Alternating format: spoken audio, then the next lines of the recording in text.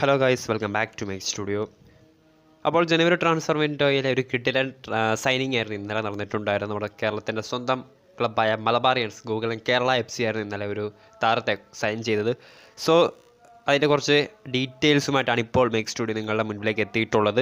So വീഡിയോയിൽ കടക്കുന്നതിന് മുന്നോടിയായി തന്നെ ലേറ്റസ്റ്റ് ഫുട്ബോൾ അപ്ഡേറ്റ്സ് വേഗത്തിൽ അറിയുന്നതിന് വേണ്ടി മേക്ക് സ്റ്റുഡിയോ എന്ന ചാനൽ സബ്സ്ക്രൈബ് ചെയ്യുക. വീഡിയോ ഇഷ്ടപ്പെട്ടാൽ ലൈക്ക് ചെയ്യുക, ഷെയർ ചെയ്യുക. അതോടൊപ്പം തന്നെ നിങ്ങൾക്ക് താല്പര്യമുണ്ടെങ്കിൽ ഞങ്ങളുടെ ചാനലിൻ്റെ ജോയിൻ മെമ്പർഷിപ്പ് എടുക്കാവുന്നതാണ്. അതോടൊപ്പം തന്നെ ഞങ്ങളുടെ ലേറ്റസ്റ്റ് വീഡിയോസ് എത്രയും വേഗം നിങ്ങളുടെ മുന്നിലേക്ക് ലഭിക്കുന്നതിന് വേണ്ടി ഓൾ എന്ന ഓപ്ഷൻ, ബെല്ലൈക്കണിലെ ഓൾ എന്ന ഓപ്ഷൻ എനേബിൾ ചെയ്ത് വെച്ചേക്കുക. ഇന്നലെ ജനുവരി ട്രാൻസ്ഫർ വിൻഡോയിലെ ഒരു കിടിലൻ നമുക്കറിയാം, ജനുവരി 1 തീയതി മുതൽ തുടങ്ങിയ ട്രാൻസ്ഫർ വിൻഡോയിൽ ഇന്നലെ ജനുവരി 3 തീയതിയായിരുന്നു ഗോകുലം കേരള FC തങ്ങളുടെ ഒഫീഷ്യൽ സൈറ്റ് വഴി ഒരു പുതിയ സൈനിങ്ങിൻ്റെ ഡീറ്റെയിൽസ് പുറത്തുവിട്ടത്. നമുക്കറിയാം, നിക്കോളാസ് സ്റ്റൊജനോവിച്ച് എന്ന സെർബിയൻ മിഡ്ഫീൽഡറെയാണ് ഇന്നലെ ഗോകുലം കേരള നിലി പെർഡോമ എന്നുള്ള സ്പാനിഷ് സ്ട്രൈക്കർക്ക് പകരക്കാരനെ കൂടാരത്തിലേക്ക് എത്തിച്ചത്.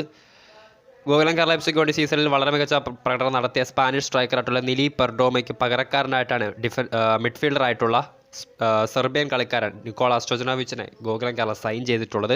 28 വയസ്സുള്ള യുവതാരത്തെ 2 കോടി രൂപ മാർക്കറ്റ് വാല്യൂ കൊടുത്താണ് ഗോകുലം കേരള കൂടാരത്തിലേക്ക് എത്തിച്ചിരുന്നത്. അതോടൊപ്പം തന്നെ താരത്തിൻ്റെ കുറച്ച് സ്റ്റാറ്റിലേക്ക് വരുവാണെങ്കിൽ ഐ ലീഗിൽ മുഹമ്മദൻ സ്പോർട്ടിംഗ് ക്ലബിൻ്റെ ഒക്കെ താരമായിരുന്നു നിക്കോളാസ് സ്റ്റൊജനോവിച്ച്. ഐ ലീഗിൽ 25 മത്സരങ്ങൾ കളിച്ചിട്ടുണ്ട്, 4 ഗോളുകളും 5 അസിസ്റ്റുകളും നേടിയിട്ടുണ്ട്. അതോടൊപ്പം തന്നെ ഡ്യൂറൻഡ് കപ്പിൽ 6 മത്സരങ്ങളിൽ നിന്ന് 1 ഗോളും 4 അസിസ്റ്റുമാണ് താരം നേടിയിട്ടുള്ളത്.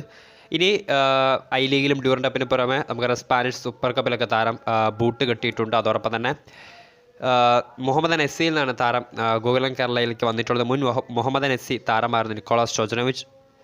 സോ വളരെ മികച്ച ഒരു സൈനിങ് തന്നെയാണ്. നമുക്കറിയാം, ഇനി ഗോകുലം കേരള FC ഒരു അടുത്ത മത്സരമല്ല, കരുത്തരുടെ പോരാട്ടത്തിൽ ജനുവരി 11 തീയതി ISL ക്ലബ്ബായിട്ടുള്ള മുംബൈ സിറ്റി FCയുമായിട്ട് സൂപ്പർ കപ്പിൽ ഗോകുലം കേരള മാറ്റുരയ്ക്കുന്നുണ്ട്. സോ ആ ഒരു മത്സരത്തിൽ നിക്കോളാസ് സ്റ്റൊജനോവിച്ച് അരങ്ങേറാനുള്ള സാധ്യതകളും വളരെ കൂടുതൽ തന്നെയാണ്.